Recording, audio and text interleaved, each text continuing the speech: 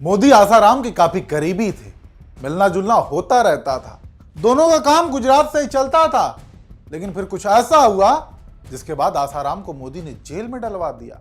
आसाराम को जेल में डालने वाले दो लोग हैं, पहले मोदी और दूसरे अमित शाह, और तीनों गुजरात से ताल्लुक रखते हैं। आसाराम में वो उसको जेल में डालने वाले दो लोग हैं, एक है नरेंद्र मोदी, दूसरा है अमित शाह। ये तीनों गुजराती हैं। हाँ, तो यानी गुजराती माने जहाँ तक आसाराम बापू हैं वो गुजरात में ही सारा उसका काम होता था। और ये दोनों का कुछ मामला हो गया था तो इन्होंने ये सब बनाया और नॉनसेंस।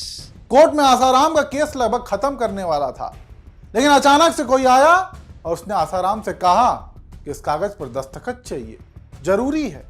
और आसाराम ने दस्तखत कर भी दिए, जिसके बाद उनका वकील ही बदल दिया गया। एक साधु होते हुए भी नमस्ते कह के कहा आपको मुझे कृपा मेरी केस आप करो। मैं लगभग ख़त्म करने वाला था इसको, यानी उनको बाहर छोड़ने में, और आपने जाकर ये कर दी।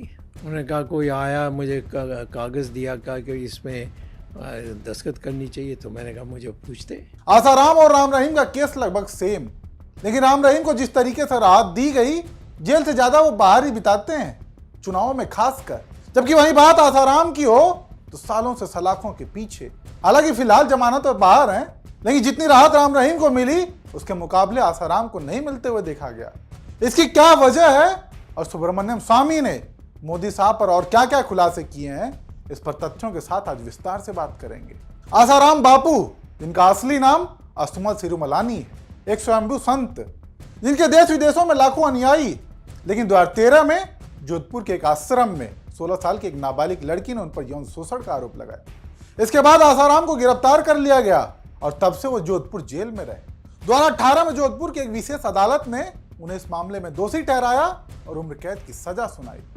लेकिन इस केस में सुब्रमण्यम स्वामी का दावा चौंकाने वाला है। उन्होंने दावा किया कि आसाराम को मोदी और शाह ने जेल में डलवाया है। मोदी, शाह और आसाराम तीनों का काम गुजरात से ही चलता था, लेकिन बात बिगड़ी और इतनी बिगड़ी कि आसाराम को मोदी शाह ने जेल में डलवा दिया। आसाराम में वो उसको जेल में डालने वाले दो लोग हैं, एक है नरेंद्र मोदी, दूसरा है अमित शाह।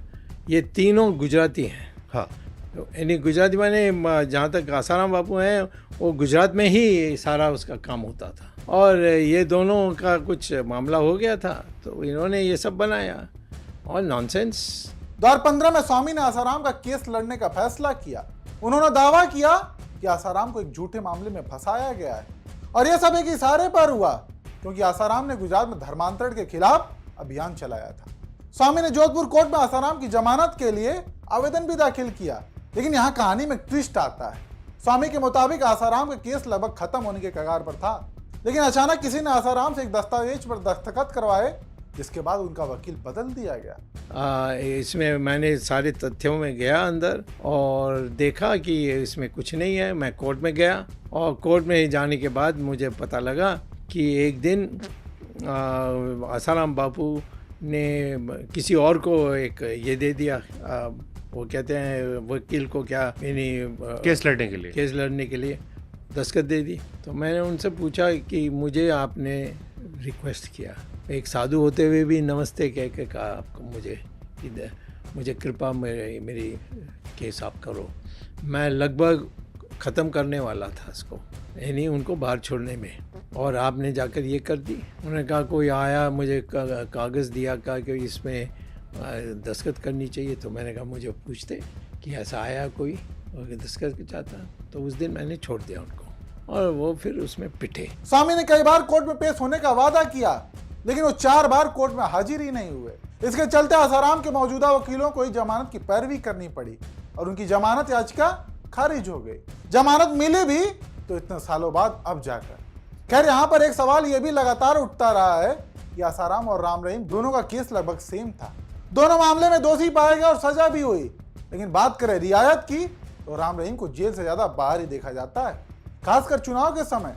जबकि वही बात आसाराम की हो तो सालों से सलाखों के पीछे पड़े रहे, लेकिन राम रहीम वाली राहत आसाराम को नहीं दी गई। इसको लेकर सोशल मीडिया पर आज भी चर्चाएं होती रहती हैं, लेकिन मामला बस चर्चा तक ही सीमित रह गया। खैर, आप दर्शक इस पूरे मामले पर क्या राय रखते हैं, हमें कमेंट करके जरूर बताएं।